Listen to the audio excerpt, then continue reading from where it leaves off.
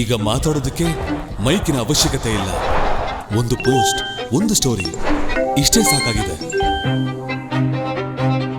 Media ಈಗ ಯಾವುದೋ building ಅಲ್ಲ, ಮೀಡಿಯಾ ಒಂದು ಬಟನ್, ಅದು ಎಲ್ಲರ ಕೈಯಲ್ಲೂ ಇದೆ.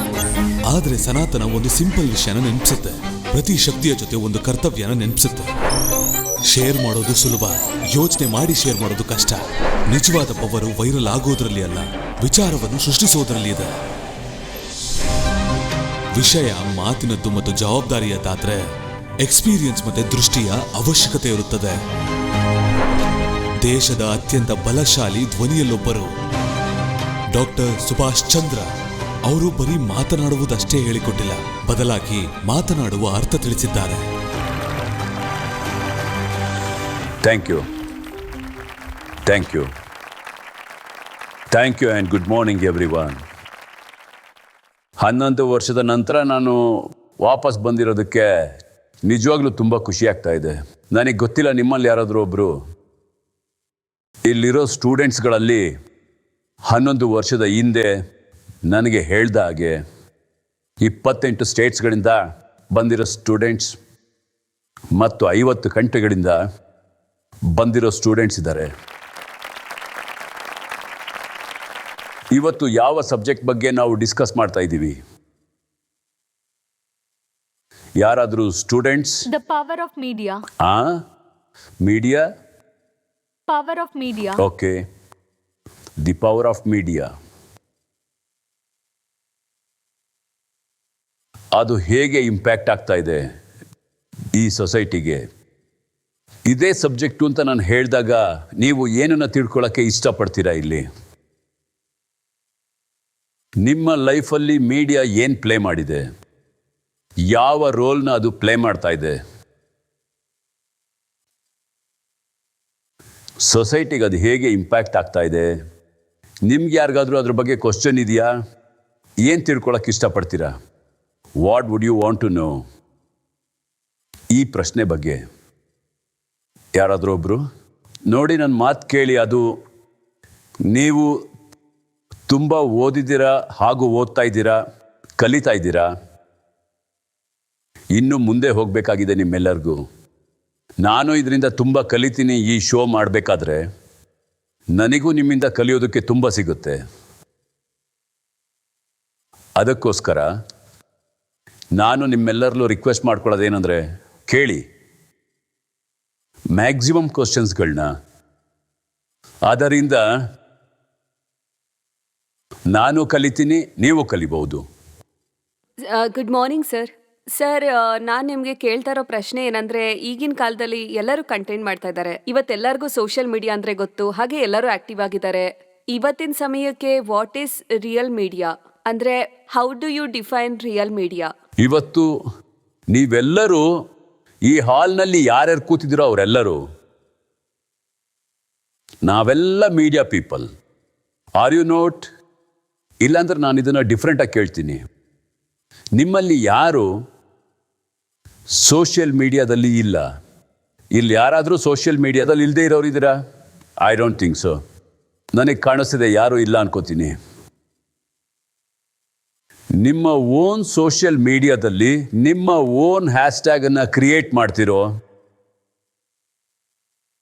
ನೀವು ಇನ್ಸ್ಟಾಗ್ರಾಮ್ನಲ್ಲಿ ಪೋಸ್ಟ್ ಮಾಡ್ತಿರೋ, ಎಕ್ಸ್ ಅಥವಾ ಇನ್ನೇನಾದ್ರೂ ನಿಮ್ಮ ಕಮ್ಯುನಿಕೇಷನ್, ನಿಮ್ಮ ಎಕ್ಸ್ಪ್ರೆಷನ್, ನೀವು ಕೂಡ ಮೀಡಿಯಾ ಪರ್ಸನ್. ನೀವು ಕಂಟೆಂಟ್ ಕ್ರಿಯೇಟ್ ಮಾಡ್ತೀರಾ. ಅಲ್ಲಿ ಯಾವುದೇ ಡಿಫ್ರೆನ್ಸ್ ಆಗಲಿ ಇನ್ನೇನೂ ಇರೋದಿಲ್ಲ. ಪ್ರೊಫೆಷನ್ ಮೀಡಿಯಾ ಮಧ್ಯದಲ್ಲಾಗಲಿ ಅಥವಾ ನಾನ್ ಪ್ರೊಫೆಷನ್ ಅಥವಾ ಪಬ್ಲಿಕ್ ಪರ್ಸನ್, ಎಲ್ಲರೂ ಇವತ್ತು ಮೀಡಿಯಾದ ಪಾರ್ಟ್ ಆಗಿದ್ದಾರೆ. ಸರ್, ಈಗಿನ ಟೈಮ್ನಲ್ಲಿ ನಾವು ನೋಡಿದಾಗ AI ಕಂಟೆಂಟ್ ತುಂಬ ಜಾಸ್ತಿ ಆಗ್ತಿದೆ ಸರ್. ಸೊ ಅದರಿಂದ ನಿಮ್ಗೇನಾದರೂ ಅನಿಸುತ್ತಾ ಕ್ರಿಯೇಟಿವಿಟಿ ವ್ಯಾಲ್ಯೂ ಕಮ್ಮಿ ಆಗುತ್ತೆ ಅಂತ? ಆರ್ಟಿಫಿಷಿಯಲ್ ಇಂಟೆಲಿಜೆನ್ಸ್ನ ಬಳಸಿ ಯಾವುದೇ ಕಂಟೆಂಟ್ನ ಕ್ರಿಯೇಟ್ ಮಾಡ್ತಾ ಇದ್ದಾರೋ ಅದು ಹ್ಯೂಮನ್ ಕ್ರಿಯೇಷನ್ಗಿಂತ ಸುಪೀರಿಯರ್ ಆಗಿದೆಯೋ ನೀವು ಅದನ್ನು ಹೇಳೋಕ್ಕಾಗಲ್ಲ. ಆರ್ಟಿಫಿಷಿಯಲ್ ಇಂಟೆಲಿಜೆನ್ಸ್ ಕಂಟೆಂಟ್ ಕ್ರಿಯೇಷನ್ನಲ್ಲಿ ಡಿಫ್ರೆಂಟ್ ರೋಲ್ನ ಪ್ಲೇ ಮಾಡುತ್ತೆ. ಅದು ನಮ್ಮ ಥರದ ಕಂಟೆಂಟ್ ಕ್ರಿಯೇಟ್ ಕಂಪನಿಯವರಿಗೆ ನಮ್ಮ ಕೈಯಲ್ಲಿ ಸ್ಕ್ರಿಪ್ಟ್ ಇದ್ದಾಗ ಅದನ್ನು ಯೂಸ್ ಮಾಡೋಕ್ಕೆ ಪ್ರಾರಂಭಿಸ್ತೀವಿ. ಕೆಲವು ಕಂಟೆಂಟ್ಗಳು ಕ್ರಿಯೇಟ್ ಆದಾಗ ನಾವು ಆರ್ಟಿಫಿಷಿಯಲ್ ಇಂಟೆಲಿಜೆನ್ಸ್ ಇಂಜಿನಲ್ಲಿ ರನ್ ಮಾಡ್ತೀವಿ. And we have already fed the AI engine. Past 30-32 ವರ್ಷದಿಂದ ನಾವು ಕ್ರಿಯೇಟ್ ಮಾಡಿರೋ ಕಂಟೆಂಟ್ಗಳನ್ನ ಡಾಟಾ ನಮ್ಮಲ್ಲಿದೆ, which have been fed in to the AI engine. ಅದಕ್ಕೆ ಜನ ಇಷ್ಟಪಟ್ಟಿರೋ ಕೆಲಸ ಯಾವುದು, ಶೋಸ್ ಯಾವುದು ಅಂತ ಗೊತ್ತಿರುತ್ತೆ. ಯಾವುದು ಜನಗಳಿಗೆ ಹೆಚ್ಚಾಗಿ ಇಷ್ಟ ಆಗಿರಲ್ವೋ. ಸೊ ಈ AI ಇಂಜಿನ್ ಏನು ಮಾಡುತ್ತೆ ಅಂತ ಹೇಳಿದ್ರೆ, ಈ ಕಂಟೆಂಟ್ ಎಲ್ಲಿಗೆ ಹೋಗಬೇಕು ಅನ್ನೋದನ್ನು ನಮಗೆ ಇಂಟೆಲಿಜೆನ್ಸ್ ಮುಖಾಂತರ ತಿಳಿಸ್ಕೊಡುತ್ತೆ. ಹಾಗೆ ಅದು ಗೈಡನ್ನು ಮಾಡುತ್ತೆ. ಸ್ಕ್ರಿಪ್ಟಲ್ಲಿ ವೀಕ್ನೆಸ್ ಇಲ್ಲಿದೆಯೋ ಅಲ್ಲಿದೆಯೋ ಅನ್ನೋ ವಿಷಯಗಳನ್ನ ನಮಗೆ ಅದು ತಿಳಿಸ್ಕೊಡುತ್ತೆ. ಮತ್ತು ಕ್ರಿಯೇಟಿವಿಟಿನ ಹ್ಯೂಮನ್ಸೇ ಯೂಸ್ ಮಾಡೋದು. ಇವತ್ತು AI ತುಂಬ ಫೇಕ್ ಕಂಟೆಂಟ್ಸ್ನ ಕ್ರಿಯೇಟ್ ಮಾಡ್ತಾ ಇದೆ, which is a dangerous sign. ಅದಕ್ಕೆ ಆದಂಥ ಒಂದು ರೋಲ್ ಇದೆ. ಆದರೆ ನೀವು ಹೇಳೋಕ್ಕಾಗಲ್ಲ AI ಇಂದ ಕ್ರಿಯೇಟ್ ಆಗಿರೋ content superior or is superior. ನಮಸ್ಕಾರ ಸರ್. ಸರ್, ನಾನು ನಿಮ್ಗೆ ಕೇಳ್ತಾ ಇರೋ ಪ್ರಶ್ನೆ ಏನಂದ್ರೆ, ಈ ಸ್ಟ್ರಾಂಗ್ ವಾಯ್ಸ್ ಇದೆಯಲ್ಲ, ಅದು ಹೇಗೆ ಇವಾಲ್ವ್ ಆಗುತ್ತೆ? ಕಮ್ಯುನಿಕೇಶನ್ ಇಂದನಾ, ರಿವಿಲಿಯನ್ ಇಂದನಾ, ಎಂಪತಿ ಇಂದನಾ, ಅಥವಾ ಮೂರಿಂದನೂನಾ? ಮೂರರಿಂದನೂ. ಹೇಗೆ ಸರ್? ನಮ್ಮದೇ ಆದ ಬೇರೆ ಬೇರೆ ಜಾಗಗಳಲ್ಲಿ ಸಬ್ಜೆಕ್ಟ್ ಮೇಲೆ ಅದು ಡಿಪೆಂಡ್ ಆಗಿರುತ್ತೆ. ನೀವು ಕ್ರಿಯೇಟ್ ಮಾಡಬೇಕಾಗಿರೋ ವಾಯ್ಸ್ ಬಗ್ಗೆ ನೀವು ಮೊಬಲೈಸ್ ಮಾಡಬೇಕಂದ್ರೆ ಪಬ್ಲಿಕ್ ಒಪಿನಿಯನ್, ನಿಮಗೆ ಎಂಪತಿ ಅವಶ್ಯಕತೆ ಇದೆ, ನೀವು ಎಮೋಷನ್ನ ಕ್ರಿಯೇಟ್ ಮಾಡಬೇಕಾಗತ್ತೆ. ಆದರೆ ನೀವುಗಳು ಅಟೆನ್ಷನ್ ಪಡ್ಕೋಬೇಕಂದ್ರೆ ಅದು ಇಂಡಿವಿಜುವಲ್ ಆಗಿ, ಆಗದು ಬೇರೆನೇ ವಿಷಯ ಆಗಿರುತ್ತೆ. Good morning sir. ಸರ್, ನನ್ನ ಪ್ರಶ್ನೆ ಏನಂದ್ರೆ, ಇವಾಗ ಯಾವುದಾದ್ರೂ ಒಬ್ಬ ವಿದ್ಯಾರ್ಥಿ ಕಂಟೆಂಟ್ ಬೇಸ್ಡ್ ಆಗಿ ಸ್ಟಾರ್ಟ್ಅಪ್ ಮಾಡಬೇಕು ಅಂದ್ರೆ ಫಸ್ಟ್ ಸ್ಟೆಪ್ ಏನಾಗಿರ್ಬೇಕು ಸರ್? ಮೊದಲು ಝೀನ ಜಾಯಿನ್ ಆಗಿ. ಜೋಕ್ಸ್ ಪಾರ್ಟ್, ನೀವು ಪ್ರೊಫೆಷನಲ್ ಆಗಿ ಏನಾದರೂ ಕಂಟೆಂಟ್ನ ಕ್ರಿಯೇಟ್ ಮಾಡಬೇಕಂದ್ರೆ ನೀವಿಲ್ಲಿ ಓದ್ತಾ ಇರಬೇಕಾದ್ರೆ ನೀವಿಲ್ಲಿ ಡಿಫ್ರೆಂಟ್ ಸಬ್ಜೆಕ್ಟ್ನ ಓದ್ತಾ ಇರ್ತೀರ. ನೀವು ಇಂಜಿನಿಯರಿಂಗಲ್ಲೇ ಇದ್ರೂ ಕೂಡ ನಾಳೆ ನೀವು ಡಿಸೈಡ್ ಮಾಡ್ತೀರಾ ಪ್ರೊಫೆಷನಲ್ ಆಗಿ ಮೀಡಿಯಾಗೆ ಹೋಗಬೇಕು ಅಂತ. ಮೀಡಿಯಾ ನಿಮಗೆ ಹ್ಯಾಂಡಿ ಆಗಿರುತ್ತೆ. ನೀವು ಯಾವುದೇ ಡಿಫ್ರೆಂಟ್ ಪ್ರೊಫೆಷನಲ್ಲಿರೋ ಸಮಯದಲ್ಲಿ ನೀವು ಹೋಗಿ ನಿಮ್ಮ ವರ್ಕಿಂಗ್ ಲೈಫಲ್ಲಿ ಕೆಲಸ ಮಾಡಬೇಕಾದ್ರೆ ಅದು ಒಳ್ಳೆಯದೇ. ನೀವು ತಿಳ್ಕೋಬೇಕಂದ್ರೆ ವಾಟ್ ಈಸ್ ಮೀಡಿಯಾ, ನೀವು ಅದನ್ನು ಮೊದಲು ಅರ್ಥ ಮಾಡ್ಕೋಬೇಕು. Media is nothing but a means of expression. ಮತ್ತು ನಿಮಗೆ ಬೇಕಾಗಿರೋ ಎಕ್ಸ್ಪ್ರೆಷನ್ ನಿಮ್ಮ ಜೀವನದ ಪ್ರತಿಯೊಂದು ವರ್ಕ್ ಆಫ್ ಲೈಫ್ನಲ್ಲಿ ಈಚ್ ಆ್ಯಂಡ್ ಎವ್ರಿ ಟೈಮ್ ನೀವೇನಾದರೂ ಬೇರೆ ಮಾಡಬೇಕಾದ್ರೆ. ಹಾಗಾಗಿ ನೀವು ಅರ್ಥ ಮಾಡ್ಕೋಬೇಕು ಹೇಗೆ ಎಕ್ಸ್ಪ್ರೆಸ್ ಮಾಡಬೇಕು ಅಂತ. ತುಂಬ ಸಮಯ ಯು ವಿಲ್ ಕಮ್ ಅಕ್ರಾಸ್, ನಿಮಗೆ ಸ್ವತಃ ಏನಾದರೂ ಎಕ್ಸ್ಪೀರಿಯನ್ಸ್ ಇರಬೇಕು. ಆವಾಗ ನೀವೇನಾದರೂ ಹೇಳಲಿಕ್ಕಾಗತ್ತೆ ಮತ್ತು ಕಮ್ಯುನಿಕೇಟ್ ಮಾಡಲಿಕ್ಕಾಗತ್ತೆ. ನಿಮ್ಮ ಫ್ರೆಂಡ್ಸ್ ಆಗಿರ್ಬೋದು, ನಿಮ್ಮ ಜನಗಳಾಗಿರ್ಬೋದು, ನಿಮ್ಮ ಫ್ಯಾಮಿಲಿಗೆ ನೀವೇನಾದರೂ ಹೇಳ್ತೀರಾ, ಆದರೆ ಅದನ್ನು ಬೇರೆ ಥರ ಅರ್ಥ ಮಾಡ್ಕೋತಾರೆ. ಈ ವ್ಯಕ್ತಿ ಯಾರಿಗೆ ನೀವು ಮೆಸೇಜ್ ಹೇಳ್ತಾ ಇದ್ದೀರೋ ಅವರು ಸ್ವತಃ ಫಿಲ್ಟರ್ನ ಯೂಸ್ ಮಾಡ್ತಾರೆ ತಮ್ಮ ಮೈಂಡಲ್ಲಿ. ಎಲ್ರಿಗೂ ಅವ್ರದ್ದೇ ಆದ ಫಿಲ್ಟರ್ಸ್ಗಳಿದೆ. ಯಾವುದರಿಂದ ನಾವು ವಿಷಯನ ಅರ್ಥ ಮಾಡ್ಕೋತೀವೋ, ಸುತ್ತಮುತ್ತ ನೋಟಿಸ್ ಮಾಡ್ತೀವೋ, ನಾವು ಅಬ್ಸರ್ವ್ ಮಾಡ್ತೀವಿ. ಬೇರೆ ಸೆನ್ಸ್ಗಳಾದ ಕಣ್ಣು, ಕಿವಿ, ಬೇರೆ ಇನ್ನೇನಾದರೂ ಇರ್ಬೋದು. ನಾವು ಅದನ್ನು ಸ್ವಂತ ಫಿಲ್ಟರ್ನಲ್ಲಿ ಅನಲೈಸ್ ಮಾಡ್ತೀವಿ. ಅದು ನಿಮಗೆ ಬೇರೆ ಥರ ಇರ್ಬೋದು, ನನಗೆ ಬೇರೆ ಥರ ಇರಬಹುದು ಅದು. ಸೊ ಎಕ್ಸ್ಪ್ರೆಷನ್ ಏನಂದರೆ ನೀವು ಅದನ್ನು ಇಲ್ಲಿಂದನೇ ತಿಳ್ಕೋಬೇಕಾಗತ್ತೆ. ವಿಷಯಗಳನ್ನ ಬರೆಯೋದಕ್ಕೆ ಪ್ರಾರಂಭಿಸಿದಾಗ, ತುಂಬ ಪ್ರಶ್ನೆಗಳನ್ನ ಕೇಳಬೇಕಾದ್ರೆ, ಚರ್ಚೆ, ನೀವು ಯಾವ ಸಬ್ಜೆಕ್ಟ್ನ ಓದಿಲ್ವೋ ಅದ್ರ ಬಗ್ಗೆ ಒಂದು ಸಲ ನೀವು ಅದನ್ನು ಪ್ರಾರಂಭ ಮಾಡಿದ್ಮೇಲೆ ಅದ್ರ ಬಗ್ಗೆ ನಿಮಗೆ ತುಂಬ ಕ್ಯೂರಿಯಸ್ ಹುಟ್ಟುತ್ತೆ. ನೀವು ಅವಾಗ ಗುಡ್ ಮೀಡಿಯಾ ಪರ್ಸನ್ ಆಗ್ಬೋದು. Okay okay, thank you sir. ನಾನು ನಿಮ್ಮೆಲ್ಲರ ಹತ್ರ ಒಂದು ಕ್ವಶನ್ ಕೇಳ್ತೀನಿ, ಆನಂತರ ನಾನು ನಿಮ್ಮ ಕ್ವಶನ್ಗಳನ್ನ ಕೇಳಿಸ್ಕೊತೀನಿ. ನಿಮ್ಮೆಲ್ಲರ ಪ್ರಕಾರ ಮೀಡಿಯಾ ಅಂತಂದರೆ ಏನು? ನಾನು ಇದನ್ನು ಯಾರ ಹತ್ರ ಕೇಳ್ತೀನಿ ಅಂತಂದರೆ ಅವನು ಅಥವಾ ಅವಳು ಯಾರ್ದು ಹ್ಯಾಂಡ್ ರೈಟಿಂಗ್ ಚೆನ್ನಾಗಿದೆಯೋ ಬರ್ಬೋದು ಯಾರಾದರೂ ಇಲ್ಲಿ ಬರೆಯೋದಾದರೆ. ಹಾಂ, ನೀವೇ ಬನ್ನಿ. Thank you. ಯಾವುದೆಲ್ಲ ವಿಷಯಗಳನ್ನ ನೀವು ಮೀಡಿಯಾ ಅಂತ ಕರಿತೀರಾ? ಉದಾಹರಣೆಗೆ ಟೆಲಿವಿಷನ್, ಅದನ್ನು ಬಿಟ್ಟು ಬೇರೆ ಏನನ್ನು ನೀವು ಮೀಡಿಯಾ ಅಂತೀರಾ? ಸರ್, ನನ್ನ ಪ್ರಕಾರ ಮೀಡಿಯಾ ನ್ಯೂಸ್ ಮತ್ತು ಇನ್ಫಾರ್ಮೇಷನ್ನ ಪಬ್ಲಿಕ್ಗೆ ರೀಚ್ ಔಟ್ ಮಾಡಿಸ್ತಿದೆ. ನ್ಯೂಸ್, ನೀವು ಬರೀರಿ, write down. News number 1.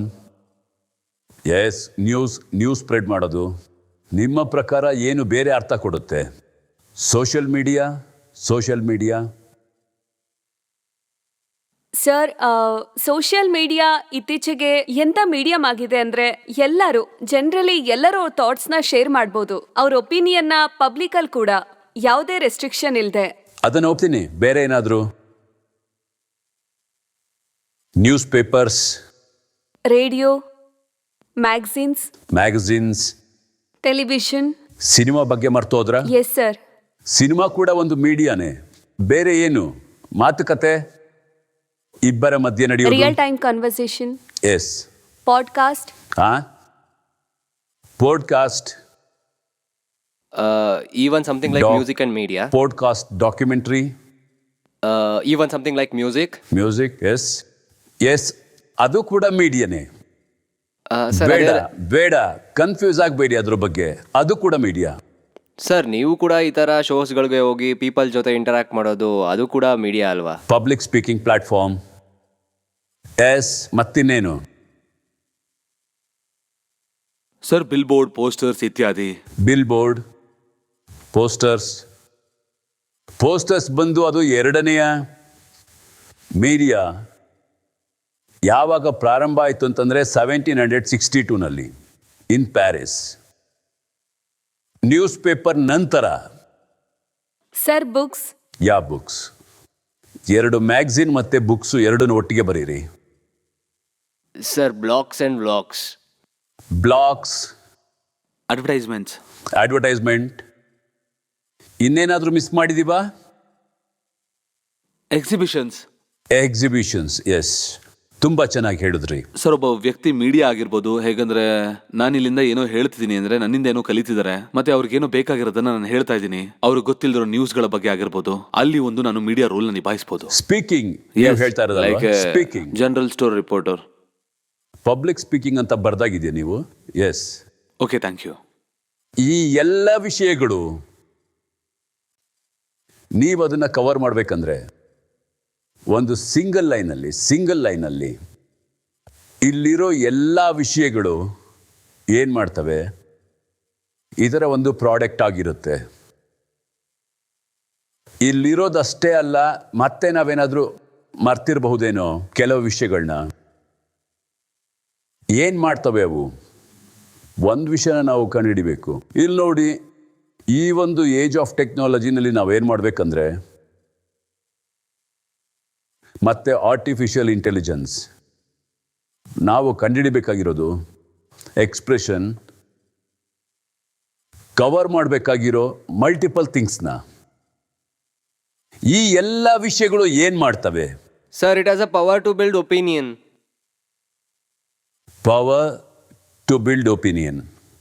Sir, ಜನಕ್ಕೋಸ್ಕರ ಇನ್ಫಾರ್ಮೇಶನ್ ತಲುಪಿಸುವಂತ ಪವರ್ ಸರ್ ಅದು. ಓಕೆ, ಆಗಲಿ. ಅದು ಸೋಷಿಯಲ್ ಪರ್ಸೆಪ್ಷನ್ನ ಮಾಡುತ್ತೆ ಅನ್ಕೋತೀನಿ. ಕ್ರಿಯೇಟ್ ಸೋಷಿಯಲ್ ಹೌದು, ಸರ್. ಪರ್ಸೆಪ್ಷನ್ಸ್. ಹೇಳಿ. ಎಸ್ ಸರ್, ನನಗೇನನ್ಸುತ್ತೆ, ಇದ್ರ ಪ್ರಾಡಕ್ಟ್ ಇದೆಯಲ್ಲ, ಇವತ್ತಿನ ಟೈಟಲ್ ಅದು make an impact. All of this together make an impact, influence mind, opinions build ಮಾಡೋದು, ಹಾಗೆ ಜನಕ್ಕೆ ಹೆಲ್ಪ್ ಮಾಡೋದು. Very good. ನೀವು ಆಲ್ರೆಡಿ ತುಂಬಾ ವಿಷಯಗಳನ್ನ ಹೇಳಿದ್ದೀರಾ. Thank you sir. ನಾನು ಒಂದು ವರ್ಣ ಎದುರು ನೋಡ್ತಾ ಇದ್ದೀನಿ. ಸರ್, ಜನಕ್ಕೆ ಎಜುಕೇಟ್ ಸರ್. ಮಾಡಕ್ಕೆ ಹೆಲ್ಪ್ ಮಾಡುತ್ತೆ. ಎಜುಕೇಟ್, ಬರ್ಕೊಳ್ಳಿ. ಸರ್, ಅದು ಎಂಟರ್ಟೈನ್ಮೆಂಟ್ ಪ್ರೊವೈಡ್ ಮಾಡುತ್ತೆ. ಮನೋರಂಜನೆ ಸರ್, ಅದು ಮನೋರಂಜನೆ ಕೊಡುತ್ತೆ sir. Entertains. Yes sir, revolution. Excuse me sir, revolution sir. Revolution. Yes sir. ಯಾವ ಥರ?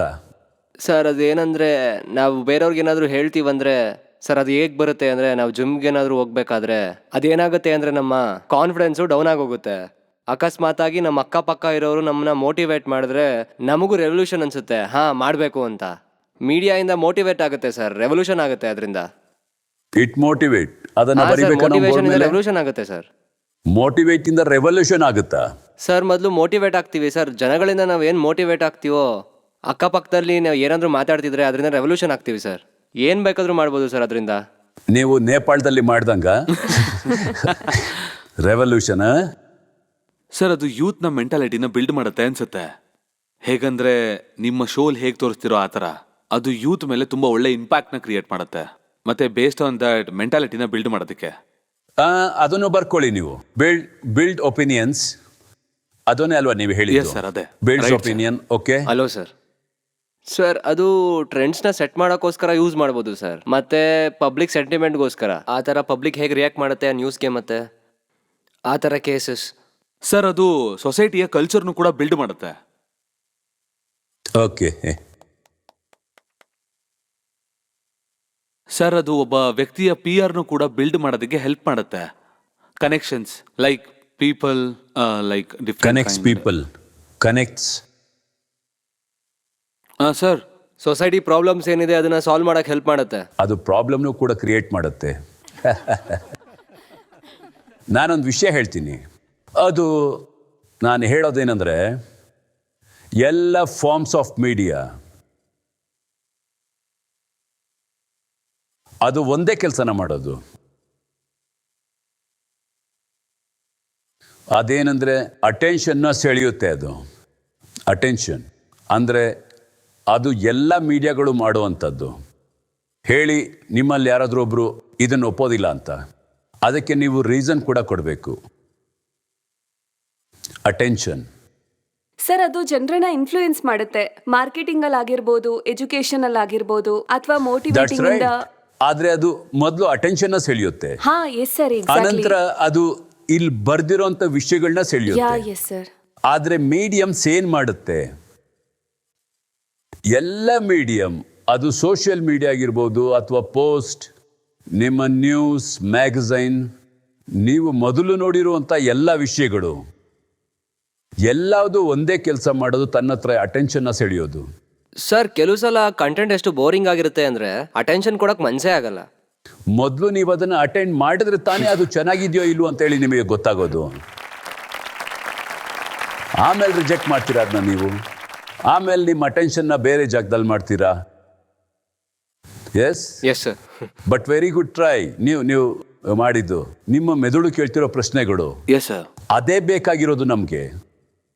ನೀವೊಬ್ಬ ಸ್ಟೂಡೆಂಟ್ ಆಗಿ ಅದು ನಿಮಗೆ ಬೇಕಾಗಿದೆ. ಡಿಸ್ಅಗ್ರಿಮೆಂಟ್ಸ್ ಹಾಗೆ ಮತ್ತೆ ಪ್ರಶ್ನೆಗಳು, ಇದೇ ಫ್ಯೂಚರ್ ಲೀಡರ್ನ ಮುಖ್ಯ ಕ್ವಾಲಿಟಿಗಳು. ಇಲ್ಲಿ ಯಾರಿಗಾದರೂ ಇದು ಇಷ್ಟ ಆಗಲಿಲ್ವಾ?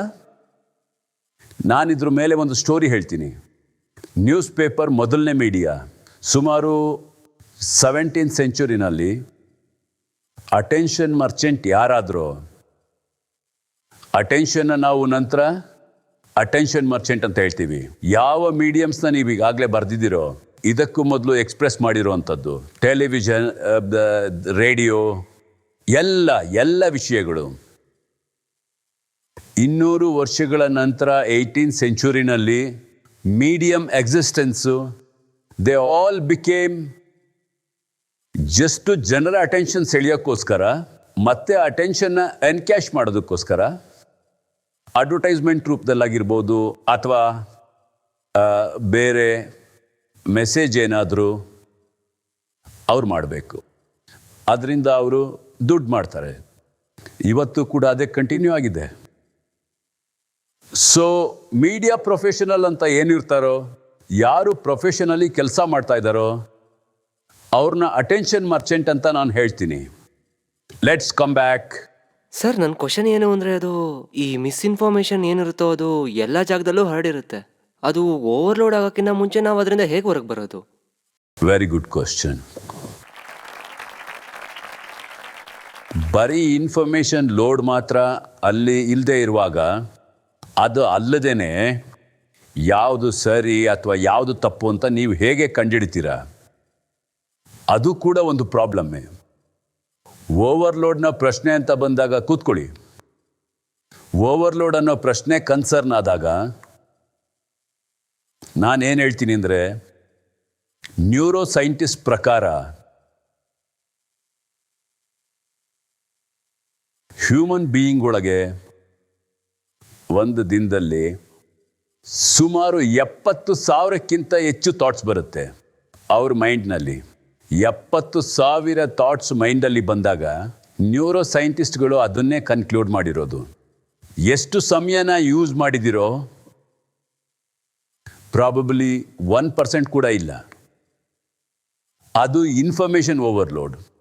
ಸೊ ಅದು ನಾವೆಲ್ಲರೂ ಸಫರ್ ಮಾಡುವಂಥ ಪ್ರಾಬ್ಲಮ್ ಆಗಿರುತ್ತೆ. ನಾವು ಹ್ಯೂಮನ್ ಬೀಯಿಂಗ್ ಆಗಿದ್ರೂ ಕೂಡ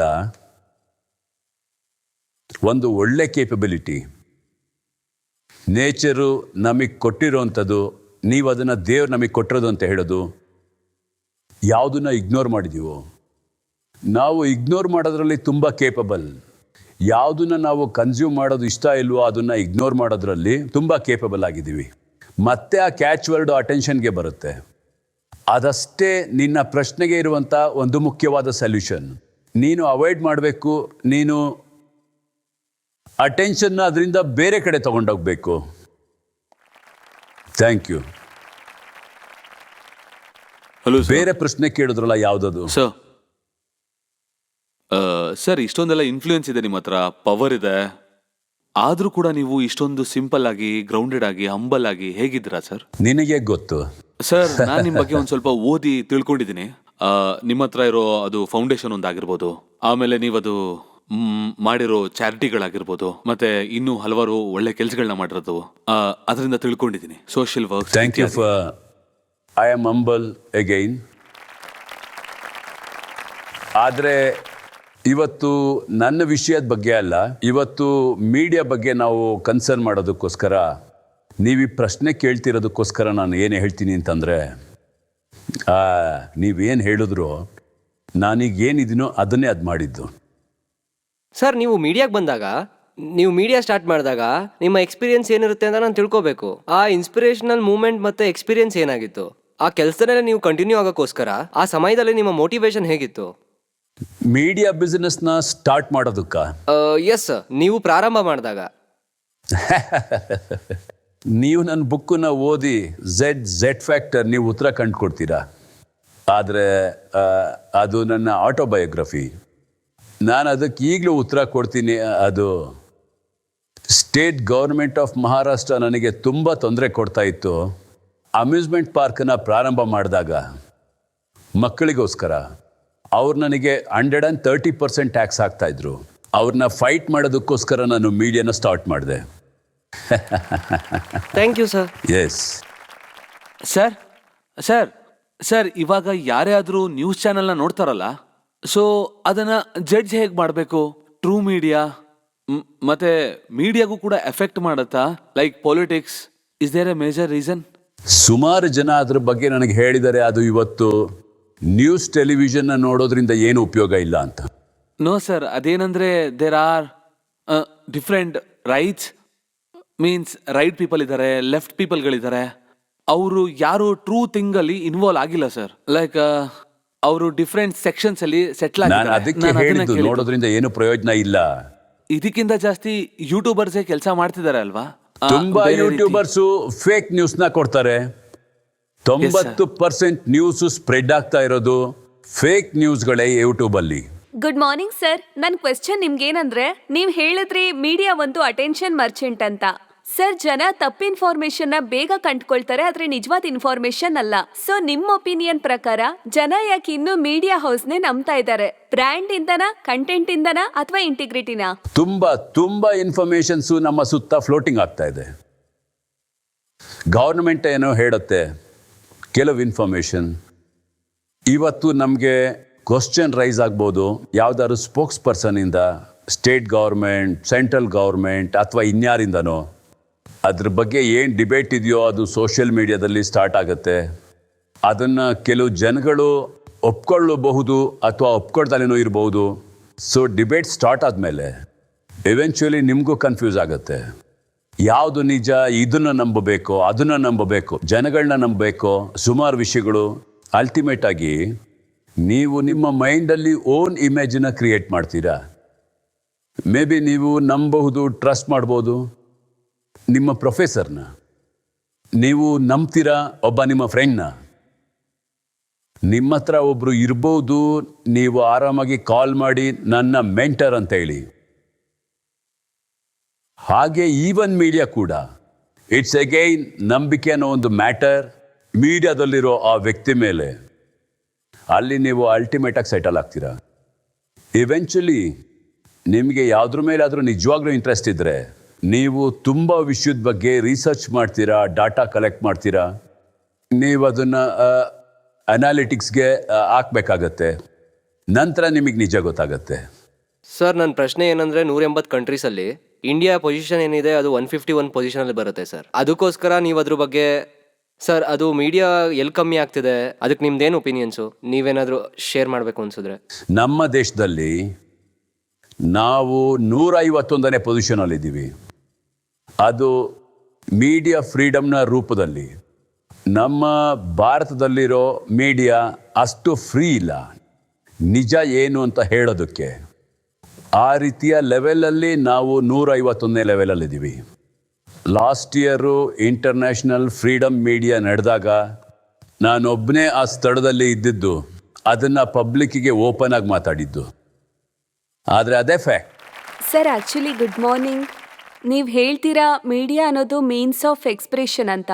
ಆದರೆ ನಾವೀಗ ನೋಡೋ ಪ್ರಕಾರ ಮೀಡಿಯಾ ಅನ್ನೋದು ಕೆಟ್ಟ ಎಕ್ಸ್ಪ್ರೆಷನಲ್ಲಿ ಡಿಲ್ವರ್ ಆಗ್ತಿದೆ. ಇದರಿಂದ ಯೂತ್ಸ್ ಎಲ್ಲ ಅವ್ರ ಪರ್ಸ್ನಾಲಿಟಿ ಎಲ್ಲ ಕೆಟ್ಟದಾಗಿ ಶೇಪ್ ಆಗ್ತಿದೆ. ಫಾರ್ ಎಕ್ಸಾಂಪಲ್, ಇತ್ತೀಚೆಗೆ ಯೂತ್ಸ್ ಎಲ್ಲ ಅವ್ರು ಏನು ತಪ್ಪು ಮಾಡ್ತಾರೋ ಅದೆಲ್ಲ ತುಂಬ ಕೂಲ್ ಅನಿಸ್ತಿದೆ. ಜಗಳ ಆಡೋದು, ನಶೆ ಮಾಡೋದು, ಅಗ್ರೆಷನ್, ಇದನ್ನೆಲ್ಲ ಕೂಲ್ ಅಂತ ಹೇಳಿ ಸೊಸೈಟಿನೆಲ್ಲ ತುಂಬ ಗ್ಲೋರಿಫೈ ಮಾಡ್ತಿದ್ದಾರೆ. ಕಂಟಿನ್ಯೂಸ್ ಆಗಿ ಇದನ್ನೇ ಮಾಡ್ತಿದ್ದಾರೆ. ಸರ್ ಇದಕ್ಕೆಲ್ಲ ಪಾಸ್ ಹೇಗೆ ಇಡಬೇಕಾಗತ್ತೆ ನಾವು?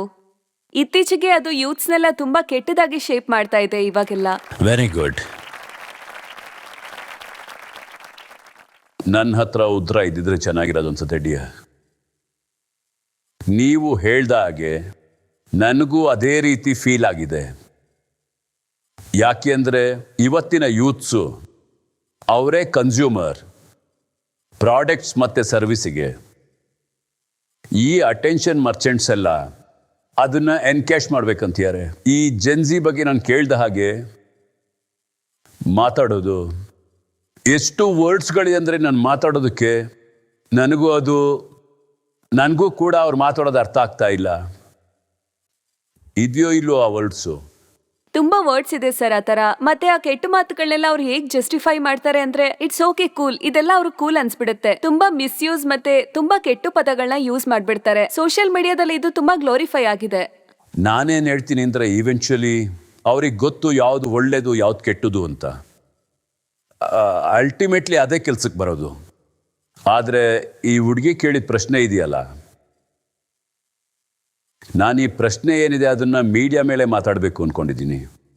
ಇವತ್ತು ಒಂದು ಮೀಡಿಯಾ ಇದೆ ನಮ್ಮೆಲ್ಲರ ಹತ್ರ ಇರೋದು, ಆದರೆ ಅದನ್ನು ನಾವು ಮೀಡಿಯಾ ಅಂತ ಟ್ರೀಟ್ ಮಾಡ್ತಾ ಇಲ್ಲ. ಅದೇನದು? ಯಾರು ಅದ್ರ ಬಗ್ಗೆ ಮಾತಾಡಲಿಲ್ಲ. ನೀವೆಲ್ಲರೂ 20-30 ಬೇರೆ ಹೆಸರು ಕೊಟ್ರಿ ಮೀಡಿಯಾ ಬಗ್ಗೆ, ಆದರೆ ನಾವು ಯಾರು ಆ ಒಂದು ಮೀಡಿಯಾಗೆ ಹೋಗಲಿಲ್ಲ. ನಾನು ನಿಮಗೆ ಪುನಃ ಅದನ್ನು ಕೇಳೋದಿಲ್ಲ ಅದೇನಂತ. ನಾನೇ ಸ್ವತಃ ಹೇಳ್ತೀನಿ. ನಮ್ಮ ಥಾಟ್ಸ್ ನಮ್ಮ ಮೈಂಡಲ್ಲಿ ಥಾಟ್ಸನ್ನು ಮಾತಾಡೋಕ್ಕಾಗಲ್ಲ, ಹೇಳೋಕ್ಕೂ ಆಗೋದಿಲ್ಲ, ಬಾಯಿಂದ ಕಮ್ಯುನಿಕೇಟು ಮಾಡೋಕ್ಕಾಗೋದಿಲ್ಲ. ಆದರೆ ಅದು ಮೋಸ್ಟ್ ಪವರ್ಫುಲ್ ಮೀಡಿಯಾ. ಅದನ್ನು ನನ್ನ ಲೈಫಲ್ಲಿ ಲೇಟಾಗಿ ಡಿಸ್ಕವರ್ ಮಾಡಿದ್ದೀನಿ. ಅದು ವೆರಿ ಸ್ಟ್ರಾಂಗ್ ಮೀಡಿಯಾ ಕಮ್ಯುನಿಕೇಷನ್ಗಾಗಿ. ನೀವು ಒಪ್ತೀರಾ? ಅದು ಥ್ಯಾಂಕ್ ಯು. ಯಾವ ರೀತಿಯಲ್ಲಿ ನೀವು ಅಗ್ರಿ ಮಾಡ್ತೀರಾ? ಯಾಕೆ ಅದನ್ನು ಹೇಳ್ತೀರಾ? ಥಾಟ್ಸ್ ಅನ್ನೋದು ವೆರಿ ಸ್ಟ್ರಾಂಗ್ ಮೀಡಿಯಾ. ನಿಮ್ಮಲ್ಲಿ ಯಾರಾದರೂ ಇದಕ್ಕೆ ಆನ್ಸರ್ ಮಾಡ್ತೀರಾ? Good morning sir. Good morning. My name is Indrajit. Sir, ಎಲ್ಲದಕ್ಕಿಂತ ಮುಂಚೆ ನಾನು ನಿಮಗೆ ಧನ್ಯವಾದ ಹೇಳೋದಕ್ಕೆ ಇಷ್ಟಪಡ್ತೀನಿ. ಯಾಕಂದರೆ ನೀವು ನಮ್ಮೆಲ್ಲರಿಗೂ ಅವಕಾಶ ಕೊಟ್ಟಿದ್ದೀರಾ ನಿಮ್ಮ ಹತ್ರ ಮಾತಾಡೋದಕ್ಕೆ. ಸರ್, ನಂದು 2 ಪ್ರಶ್ನೆ ಇದೆ. ಸರ್, ಮೊದಲನೇ ಪ್ರಶ್ನೆ ಏನಂದರೆ, ಸರ್ ತುಂಬ ಚಿಕ್ಕ ಚಿಕ್ಕ ಹಳ್ಳಿಗಳಲ್ಲಿ ತುಂಬ ಕ್ರೈಮ್ಸ್ಗಳಾಗೋಗುತ್ತೆ, ಆದರೆ ಅಲ್ಲಿ ತನಕ ಮೀಡಿಯಾ ತಲುಪೋದೇ ಇಲ್ಲ. ಸರ್ ಯಾಕೆ? ಮತ್ತೆ ನಂದು 2ನೇ ಕ್ವಶನ್ ಏನಿದೆ ಅಂದರೆ, ಸರ್ ಮೀಡಿಯಾ ಸರ್ಕಾರಕ್ಕೆ ಹೆದರುತ್ತಾ? ಸರ್ ಹೆದರೋ ಆಗಿದ್ರೆ ಏನಕ್ಕೆ ಹೆದರುತ್ತೆ? ಸರ್ ಹೆದರಬೇಕಾ ಇಲ್ಲ ಹೆದರಬಾರ್ದ ಸರ್?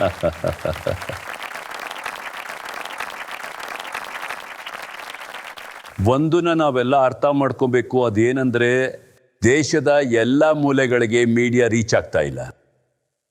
ನಾವು ದೊಡ್ಡ ಊರುಗಳಲ್ಲಿ ಮತ್ತು ದೊಡ್ಡ ಪ್ಲೇಸ್ಗಳಲ್ಲಿ ಮಾತ್ರ ಕಾನ್ಸಂಟ್ರೇಟ್ ಆಗಿರೋದು. ಯಾಕಂದರೆ ದುಡ್ಡಿದೆ ಅಲ್ಲಿ. ಅದಕ್ಕೋಸ್ಕರ ನಾನು ಒಂದು ಸ್ಟೆಪ್ನ ತಗೊಂಡಿದ್ದೀನಿ.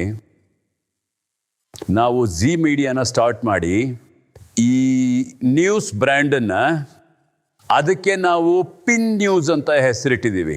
PINEWZ, pin news.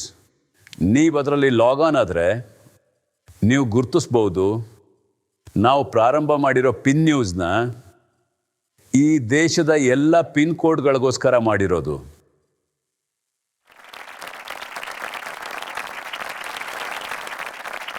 ಇದನ್ನೇ ನಾವು ಮಾಡ್ತಾ ಇರೋದು. ಮತ್ತು ಎರಡನೇ ಕ್ವಶನ್ ನಾನೇ ಸ್ವತಃ ಉತ್ತರ ಕೊಡ್ತೀನಿ. ನನಗೆ ಗೌರ್ಮೆಂಟ್ ಕಂಡ್ರೆ ಭಯ ಇಲ್ಲ.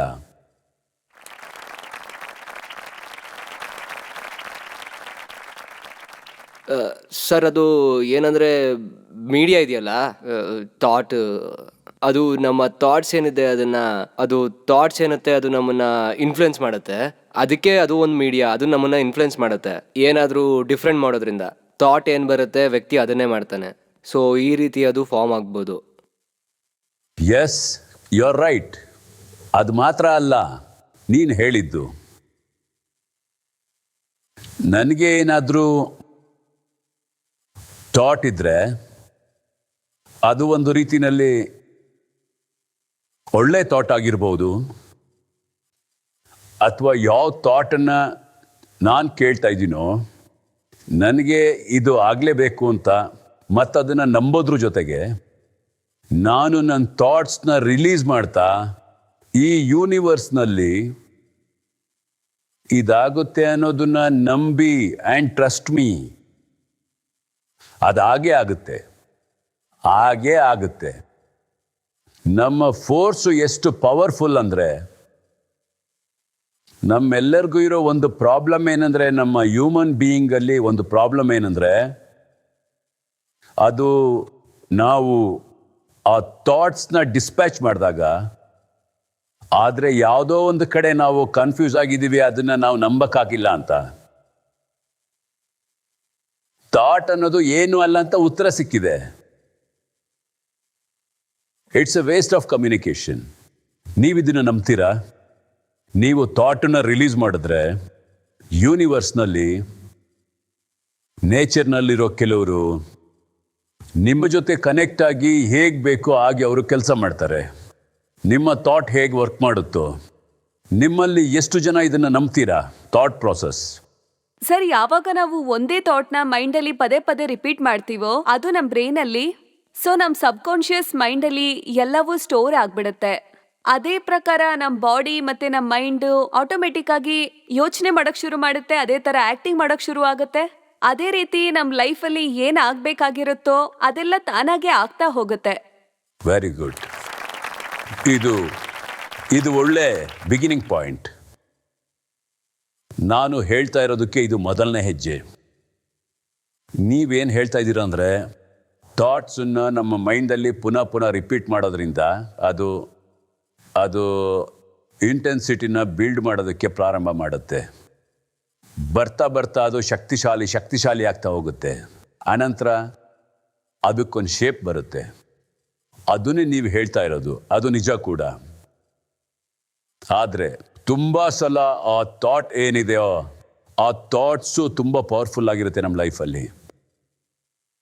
ಮತ್ತದು ಭೂಮಂಡಲನ ನಿಮಗೆ ಸಹಾಯ ಮಾಡೋ ಹಾಗೆ ಸೆಳೆಯುತ್ತೆ. ಎಲ್ಲದಕ್ಕಿಂತ ವಿಭಿನ್ನವಾಗಿರುತ್ತೆ. ಅದೇ ನೀವೀಗ ಹೇಳ್ದಾಗೆ, ನಾನು ಹೇಳೋ ಹಾಗೆ ಅದೇನೆಂದರೆ, ನಾನು ಹೇಳೋದನ್ನು ಸರಿಯಾಗಿ ಕೇಳಿಸ್ಕೊಳ್ಳಿ. ನೀವು ಒಪ್ಕೋತಿರೋ ಇಲ್ವೋ ಅಂತ ನೀವೇ ಹೇಳಿ. ಆ ಥಾಟ್ಸ್ ಮಾತಾಡ್ದಲೇ ಸಂಪರ್ಕ ಮಾಡೋದನ್ನ ಒಂದು ಒಳ್ಳೆ ಪಾಸಿಟಿವ್ ಮೈಂಡ್ನಿಂದ ಮತ್ತದೇ ಸಮಯಕ್ಕೆ ಸರಿಯಾಗಿ ನಿಮಗೆ ಚೆನ್ನಾಗಿ ಅನಿಸುತ್ತೆ ಆ ಥಾಟ್ ಬಗ್ಗೆ ಮತ್ತೆ ನೀವು ಆ ಥಾಟ್ನ ರಿಲೀಸ್ ಮಾಡಿದಾಗ ಭೂಮಂಡಲದಲ್ಲಿ ಆ ಥಾಟ್ ಟ್ರಾವೆಲ್ ಮಾಡಿ ಈ ಗಾಳಿಯಲ್ಲಿ ಮತ್ತೆ ಅದರ ಸ್ವಂತ ಫ್ರೀಕ್ವೆನ್ಸಿನ ಕಂಡುಕೊಳ್ಳುತ್ತೆ. ಉದಾಹರಣೆಗೆ ರೇಡಿಯೋ ಫ್ರೀಕ್ವೆನ್ಸಿ ಇರ್ಬೋದು ಅಥವಾ ಮತ್ಯಾವುದೇ ಫ್ರೀಕ್ವೆನ್ಸಿ ಇರ್ಬೋದು. ಅದು ಆ ಫ್ರೀಕ್ವೆನ್ಸಿಗೆ ಹೋಗುತ್ತೆ ಮತ್ತು ಅಟ್ಮಾಸ್ಫಿಯರ್ನಲ್ಲಿ. ಸರ್ ನೀವೇ ಇವಾಗ ಹೇಳಿದ್ರಿ ಯೂನಿವರ್ಸು ನಮ್ಮನ್ನ ಥಾಟ್ಸ್ನ ಕ್ಯಾಚ್ ಮಾಡುತ್ತೆ ಅಂತ. ಸೊ ಚಿಕ್ಕ ವಯಸ್ಸಲ್ಲಿ ಹೇಗೆ ನಾವು ಚಿಕ್ಕ ವಯಸ್ಸಲ್ಲಿ ಇದ್ದಾಗ ನಾವು ಕೇಳ್ತಾ ಬಂದಿದ್ವಿ, ಅದು ಪೊಲ್ಯೂಷನ್ ಜಾಸ್ತಿ ಆಗ್ತಿದೆ ಮತ್ತು ಪ್ಲಾಸ್ಟಿಕ್ ಕೂಡ ಹೆಚ್ಚಾಗ್ತಿದೆ ಅಂತ. ಸೊ ನಾವೇನು ಯೋಚಿಸ್ತಿದ್ವಿ ಅಂದರೆ ಮದರ್ ನೇಚರ್ ಏನಾದರೂ ಮಾಡಿದಾಗ ಅದರಿಂದ ದಿನೇ ದಿನೇ ಪ್ಲಾಸ್ಟಿಕ್ಕು ಕಮ್ಮಿ ಆಯ್ತಾ ಹೋಯ್ತು. ಮತ್ತೆ ಈ ಥರ ಆಗೋದ್ರಿಂದ ಮತ್ತೆ ನಾವು ದೊಡ್ಡವರಾದಾಗ ಅಂದರೆ 12th ಕ್ಲಾಸಿಗೆ ಬಂದಾಗ, ಅಂದರೆ ನಾನು ಕ್ಲಾಸ್ 12ಗೆ ಬಂದಾಗ ಒಂದು ನ್ಯೂಸ್ ಬಂತು. ಅದು ಮದರ್ ನೇಚರ್ ಅನ್ನೋದು ಎಂಥ ಬ್ಯಾಕ್ಟೀರಿಯಾನ. ಸೊ ನಾವು ಕಂಡಿಡ್ದಿದ್ದು ಏನಂದ್ರೆ ಮದರ್ ನೇಚರು ಪ್ಲಾಸ್ಟಿಕ್ ತಿನ್ನೋ ಬ್ಯಾಕ್ಟೀರಿಯಾನ ಕೂಡ ಹುಟ್ಟಾಕಿದೆ. ಸೊ ಅದು ನಮಗೆ ಏನು ಅರ್ಥ ಕೊಡುತ್ತೆ ಅಂದರೆ ಅದು ಥಾಟ್ಸ್ ಮದರ್ ನೇಚರ್ ಹತ್ರ ಟ್ರಾನ್ಸ್ಫರ್ ಆಗಿ ಅದು ಹೇಗಂದ್ರೆ ಅದು ಈ ರೀತಿ ಮಾಡಿ ಆ ವಸ್ತುನ ನಿಜ ಮಾಡ್ತು. ಅದು ನಿಜ ಆಗಿಲ್ಲ ಅಂದ್ರೂ ಕೂಡ ಆ ಟೈಮಲ್ಲಿ ನಮ್ಮ ಥಾಟ್ಸು ಪ್ರೋಸೆಸ್ ಮಾಡ್ತು, ಬರ್ತಾ ಬರ್ತಾ ಆ ವಸ್ತುನ ಹುಡುಕ್ತು. Wonderful wonderful, very good very good. ಕೂತ್ಕೊಳ್ಳಿ. ಇದು ತುಂಬ ಉತ್ತಮವಾದ ಒಂದು ಉದಾಹರಣೆ. ನಾನು ಮೊದಲು ಏನು ಹೇಳಿದ್ನೋ ಅದಕ್ಕೆ ಬರೀ ವೇರಿಯೇಷನ್ನಿಂದ ಕೊಡಿ. ಅಕಸ್ಮಾತ್ ನಿಮ್ಮ ಥಾಟ್ ಪ್ರಾಸೆಸ್ ಮತ್ತು ನಿಮ್ಮ ರಿಕ್ವೈರ್ಮೆಂಟ್ ಮತ್ತು ಡಿಸೈರ್ ಅದು ಏನು ಅಂತಂದರೆ, ನೀವು ಈ ಮುಂಚೆ ಏನು ಹೇಳಿದ್ರು ಅದು ನಿಮ್ಮ ದೇಹದ ಪವರ್ನ ಸೇರಿಸಿ ಅದು ನಡಿಬೋದು. ಅದೇ ದಿನ ಅಥವಾ ಮುಂದಿನ ದಿನ, ಒಂದು ತಿಂಗಳೊಳಗೆ, ಒಂದು ವಾರದೊಳಗೆ ನೀವು ಅದಕ್ಕೋಸ್ಕರ ಅದು ಚೈಲ್ಡ್ಹುಡ್ನಿಂದ ಎಂಗೇಜ್.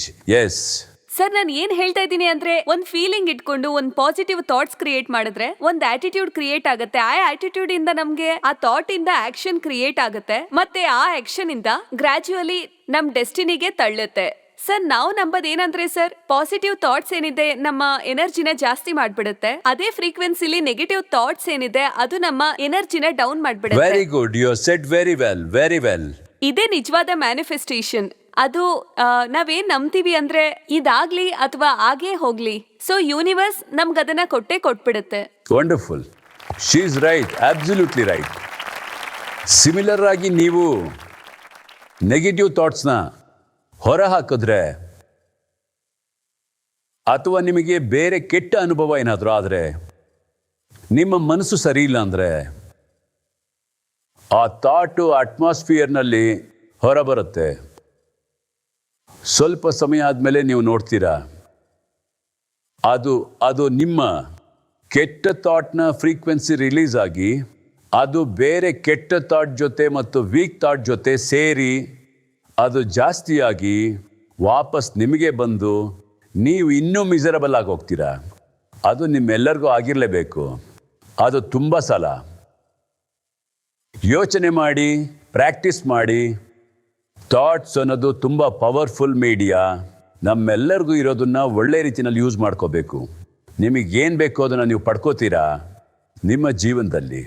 ಇವತ್ತಿಗೆ ಈ ಸೆಷನ್ನ ನಾವು ಇಲ್ಲಿಗೆ ಮುಗಿಸೋಣ. Thank you very much. ನಮಸ್ಕಾರ.